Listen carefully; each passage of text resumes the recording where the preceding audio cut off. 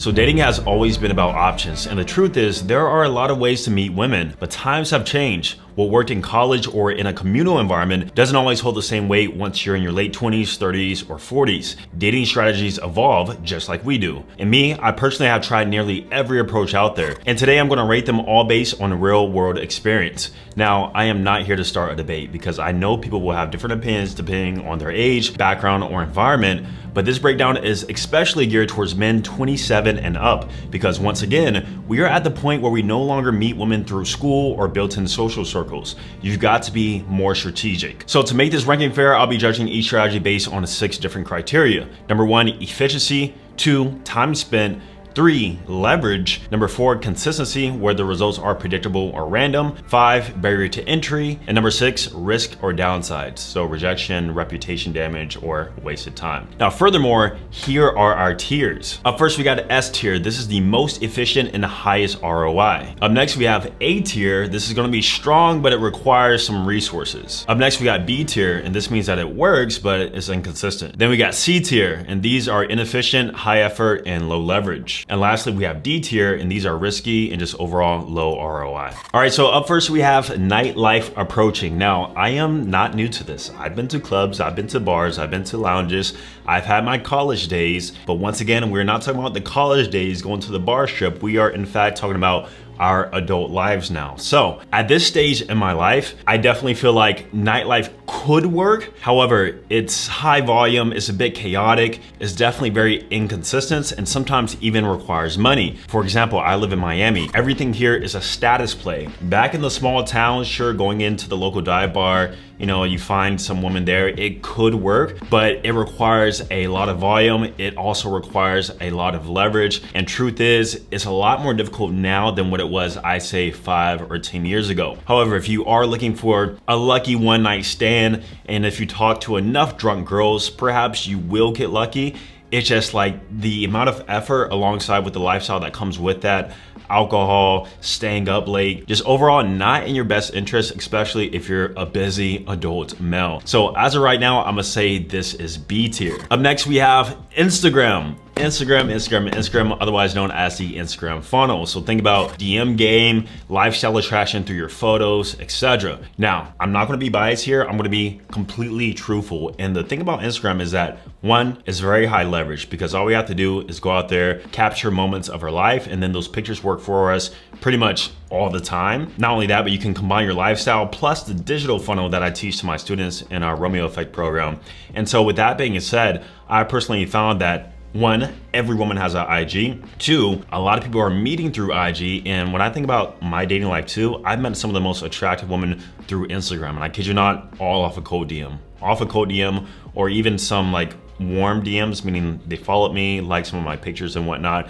And so with that being said, I definitely see this being a valuable option, especially if you position yourself right. Yes, it will require a little bit of effort on the front end, but once you get the profile down locked, I promise you it gets so much easier. So for Instagram, I'm gonna have to say S tier. All right, up next we got event throwing. So think of this like social circle arbitrage. Now, me personally, I've never been one to do this. The reason is because it's expensive, it's super unpredictable. Like if you throw an event to get hot girls coming to the event, you have no idea if they actually like you. And if you have no game or social skills, or if you don't have the look in the presentation, then you're pretty much just gonna get friend zoned anyway. So with that being said, we have to create logistics, we have to talk to these event managers, and often the ROI isn't worth it. I've seen sometimes how it can work in terms of like building a friend group or just getting that introduction with a woman, but in terms of building an actual dating strategy, I don't see this as a real dating strategy. It kind of feels like throwing shit at the wall.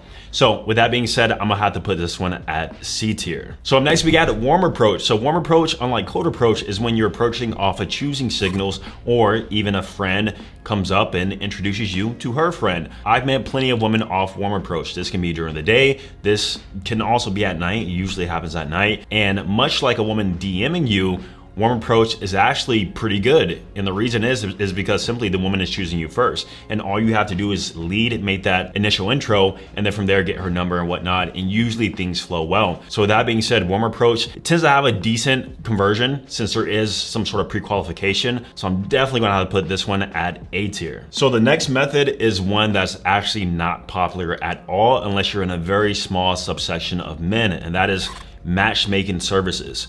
So living in South Florida, I know a handful of these in which they work with very high profile, high net worth individuals who don't want to use dating apps, who don't want to approach, who don't want to use any other dating strategy. So they sort of outsource their dating to an agency. That agency then pairs them with attractive young women who might be a good fit. Now, obviously this method works with high net worth individuals, but I would say overall it is very, very expensive. So I would say that would be the first con. Not only that, but you have a limited pool of options to really choose from. Think of it like modern arranged marriage, so to speak, just with a middleman. So you don't really have much to choose from, assuming they might be attractive, but you might not be into them. And then from there, you just overall have low leverage. I personally think this method is super, super outdated. So I'm gonna have to rank this at D tier. Now I know you guys saw this one coming. Up next, we have dating apps and online dating. We all know 50% of couples are now meeting online. That includes dating apps alongside with Instagram, which we already talked about. But the beauty of online dating is that it's so scalable,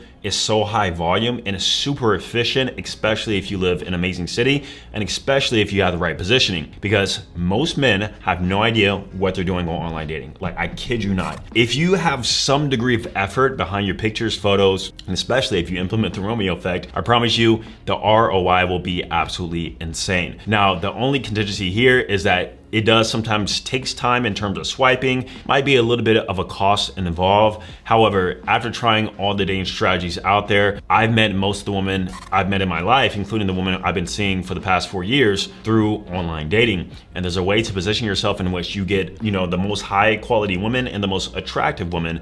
And so with that being said, all you have to do is work on your texting skills after that, and it becomes a very, very efficient funnel. So not trying to be biased, but I'm definitely gonna have to put this at S tier. And truth is, if you don't have an online dating strategy a part of your funnel right now, you are severely missing out, my friend, like severely missing out. And the truth is that all these different coaches who preach against dating apps, be it their cold approach coaches or social circle, guess what? Behind the scenes, they all use dating apps and they all meet women through dating apps. Ask me how I know. I'm not gonna say any secrets, but just putting that out there. Now, like I mentioned before, the best dating strategy is something that gives you leverage and is usually online. That's where the modern dating marketplace is going. So if you are a guy who isn't into approaching 50 women a day, if you don't want to throw events like you're a club promoter, then check out what I made for you down below. It's called the Romeo Effect. The Romeo Effect is my true battle tested system over the past 4 years in which I've been teaching men how to effectively present themselves alongside with how to actually set up dates from social media alongside with online dating. So if you want to attract women who are high interest and who actually show up to the date, click the link down below and I'll show you exactly how this works in full. All right, up next we got workplace dating or coworkers. Now, the thing about this, and it makes perfect sense, right?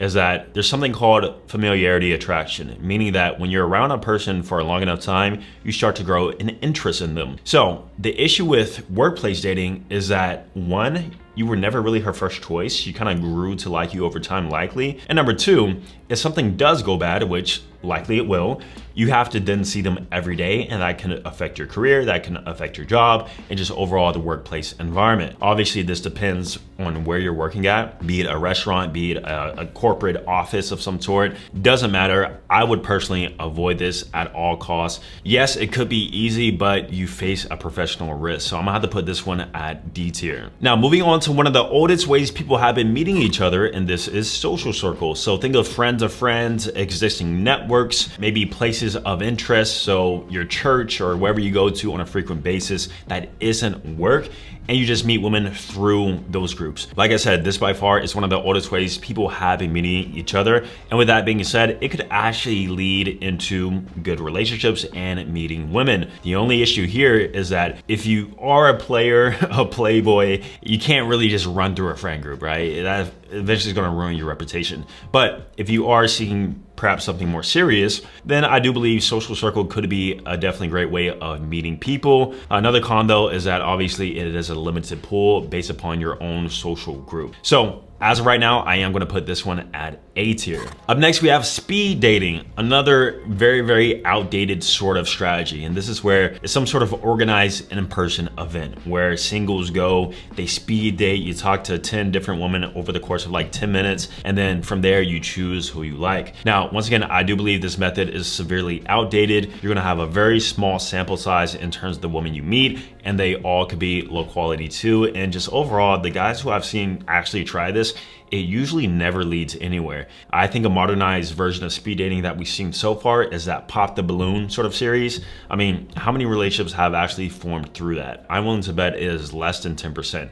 So with that being said, I'm gonna have to put this one at D tier. Now, shout out to my passport bros, because up next we got travel or geo-maxing. This is where you're going abroad to increase your status or just your overall odds of finding a partner. Now, this can work well, but I don't believe this is sustainable for the long term. Not only that, but you literally have to get up and move, leave your family, leave your friends, all for dating reasons. I believe if you can't win in a westernized country, then that usually is a problem with yourself, to be honest. I mean, most of these passport bros, sure, you want to find more feminine women, and I do understand that, but there's feminine women in the United States. You're just not really meeting them for whatever reason. And if you can't attract women at all in the United States, then what makes you think that you can do it in Colombia? And that is actually backed by genuine desire, and that they don't just want green card or they don't just want your money or resources, right? And so with that being said, even though it can work and I've seen it work, it's just overall not my personal favorite. But because I do believe a guy can get a lot better results, I'm just gonna put this one at B tier for now. All right, and lastly, we have the day game or cold approaching in the broad daylight. So approaching strangers in public daytime settings, grocery store, gas station, coffee shop, etc. This is fine if you're living your life and you see an attractive woman, you stop, make conversation, you get her number or IG, boom, bam, you keep it quick and moving. But the sole act of going out in the daytime and telling yourself that you're gonna do 50 approaches today, that's where I believe is more so a time drain and just overall low conversion. And I'm a results-based person. When I craft a dating strategy, I'm trying to find the highest ROI possible. And so given the fact that I have to stop what I'm doing, go outside, talk to people, and most conversations will either, not convert because we don't know if she's single, we don't know if she's emotionally available, just so much stuff is in the air. I believe as a dating strategy, it's not the best. However, it is great and amazing for personal development and social skills. So overall, as a dating strategy, I'm unfortunately gonna have to rank this one at C tier. For the guys who disagree, let me know how many women you approach versus how many dates you've actually gotten from that. I promise you it's probably gonna be less than 5%. Now, like I said, I'm not trying to start a debate. However, I am curious about what your thoughts are in terms of the ranking here, or maybe what has personally worked best for you. And once again, if you wanna check out the Romeo effect in terms of leveraging your Instagram, your online presentation, effectively learning how to use dating apps so that you actually get a consistent 2 to 3 dates per week by using my full system, check out the link down below, create a free presentation for you to show you exactly how this works in full. I'm gonna see you guys in the next video. Peace.